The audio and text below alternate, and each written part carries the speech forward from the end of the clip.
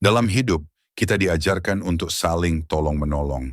Dan memang benar, dunia ini akan terasa lebih hangat jika manusia saling menolong satu sama lain. Namun kenyataannya, tidak semua tangan yang terulur perlu kita sambut. Tidak semua permintaan tolong wajib kita kabulkan. Dalam hidup, kita diajarkan untuk peduli, membantu sesama, dan menjadi orang baik. Tapi ada satu hal penting yang sering terlupakan. Menolong itu harus disertai dengan kebijaksanaan. Terkadang, niat baik justru berujung petaka. Kita membantu seseorang yang terus mengulang kesalahan yang sama.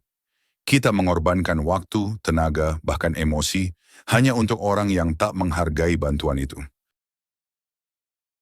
Kadang mereka cuman karena malas usaha sendiri. Kadang juga mereka udah tahu salah tapi tetap ngulang lagi dan lagi. Dan sayangnya, kita yang niat bantu malah jadi korban dimanfaatkan. Dan seiring waktu kita pun belajar bahwa tidak semua orang yang tampak membutuhkan benar-benar ingin dibantu. Ada yang menjadikan pertolongan sebagai jalan pintas untuk menghindari tanggung jawab.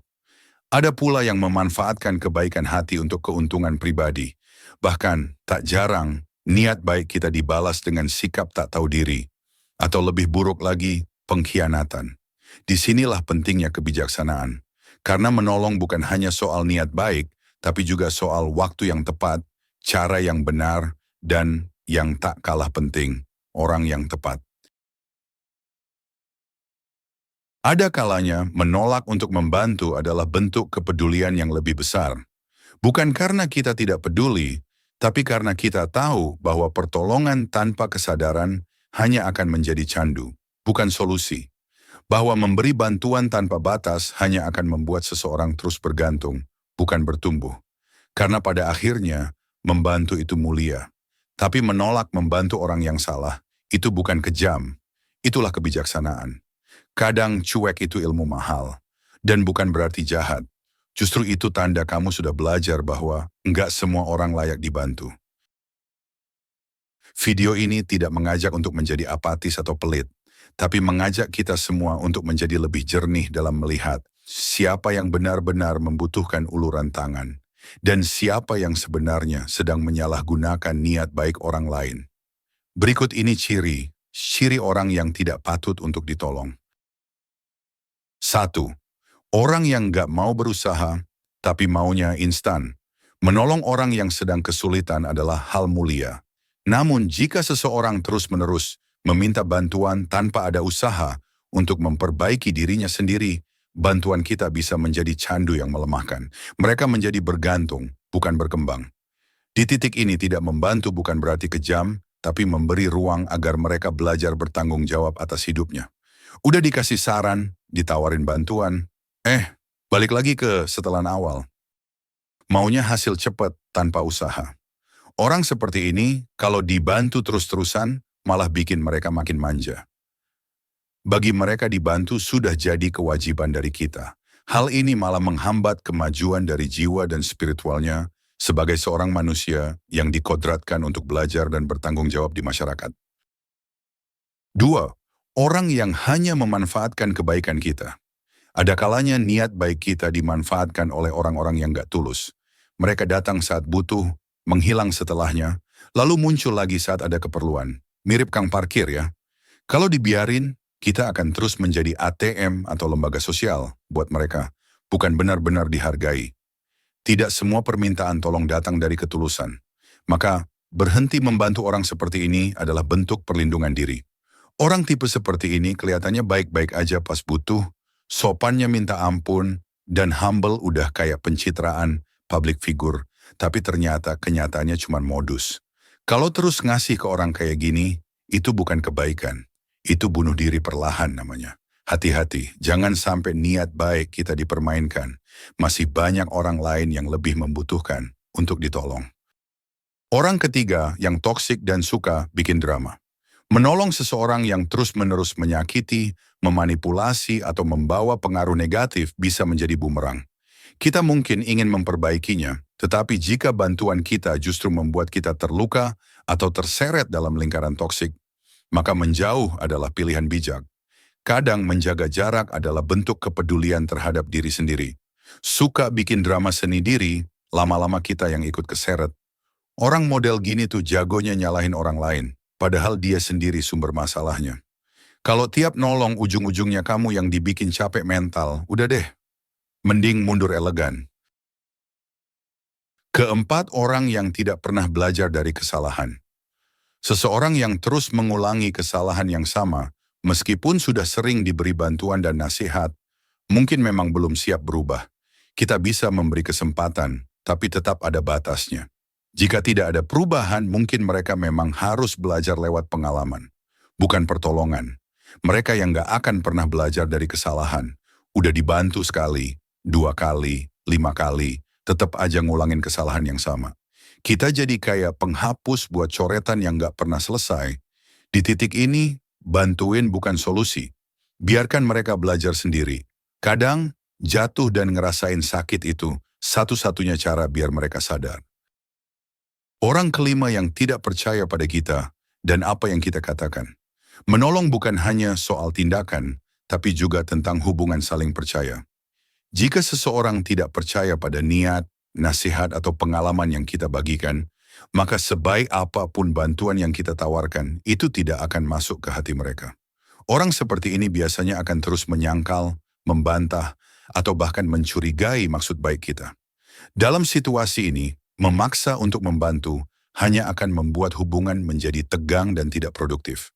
Terkadang, kita harus mundur dan membiarkan waktu yang membuktikan, karena tidak semua orang siap dibantu. Apalagi jika mereka tidak percaya pada tangan yang mencoba menolongnya. Terus kalau dia nggak percaya sama kita, ngapain kita capek-capek nolongin? Nih ya, bantuin orang tuh nggak cukup cuma ngasih solusi. Harus ada rasa percaya dulu. Kalau dari awal dia udah nggak nganggep, nggak dengerin omongan kita, atau malah nyinyir tiap kali ngasih masukan, ya buat apa dilanjutin? Niat kita mungkin tulus, tapi kalau yang dibantu nggak percaya, percuma aja. Ujung-ujungnya hanya buang tenaga, buang waktu, dan yang paling parah, kita jadi kesel sendiri. Kadang kita harus sadar, orang yang nggak percaya sama kita, nggak akan pernah bisa dibantu lewat kita. Mau dikasih jalan keluar sehebat apapun, pasti ditolak mentah-mentah. Kayak ngasih obat ke orang sakit, tapi dia bilang, nggak percaya sama dokter. Kadang emang nggak berjodoh buat kita bantuin, ini fakta yang harus kamu terima. Nggak semua orang ditakdirin berjodoh buat kita tolong. Meskipun niat kita setulus malaikat, dari ngorbanin waktu, tenaga, uang, bahkan perasaan, tetap aja mentok.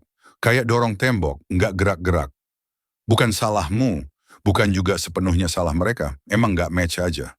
Seberapapun besar keinginan kita untuk membantu seseorang, tidak selalu bantuan itu berhasil. Bukan karena kita tidak tulus, bukan juga karena mereka tidak mau berubah. Kadang memang jalannya tidak searah. Kita dan dia mungkin tidak berjodoh dalam proses pertolongan.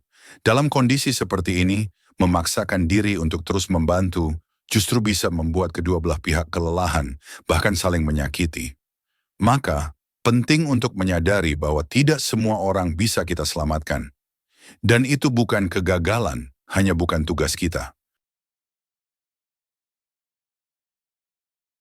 7.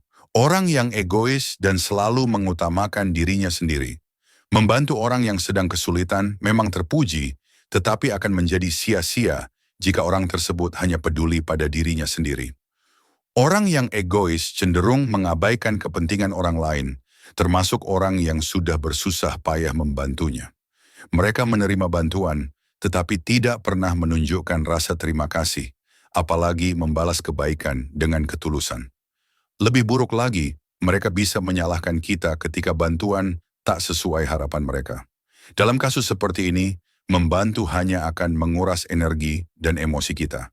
Maka penting untuk memahami bahwa menolong orang yang egois seringkali bukan membantu, tapi memanjakan sifat buruknya. Dan itu bukan kebaikan, melainkan membiarkan keburukan tumbuh. 8.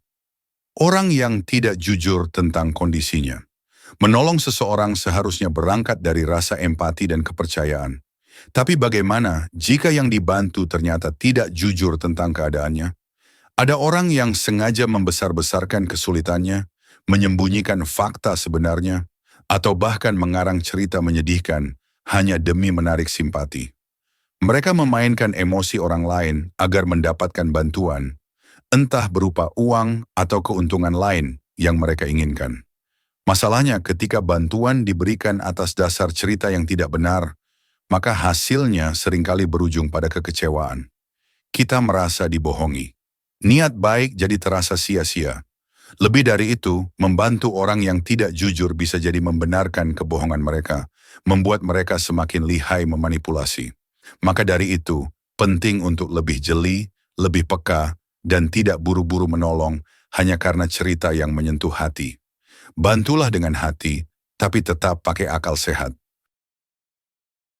Intinya membantu orang lain memang mulia, tapi kita juga perlu jujur pada diri sendiri.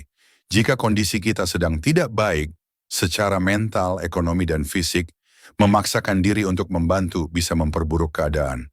Dalam situasi ini, menolak membantu bukan berarti egois, tapi bentuk kepedulian terhadap batas dan keseimbangan hidup. Ini penting.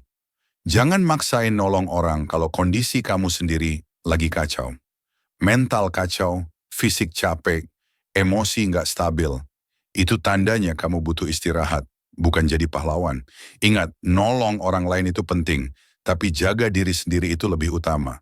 Ada pepatah mengatakan, sebelum jadi pelampung untuk orang lain, pastikan kau tidak tenggelam. Menjadi orang baik bukan berarti harus selalu berkata ya pada setiap permintaan tolong. Kadang justru dengan berkata tidak, kita sedang melindungi diri sendiri dan bahkan membantu orang lain untuk belajar berdiri sendiri. Ya, terima kasih Mas sudah menonton sampai akhir. Semoga bermanfaat. Jangan lupa klik subscribe, share, dan like. Sampai jumpa di video selanjutnya.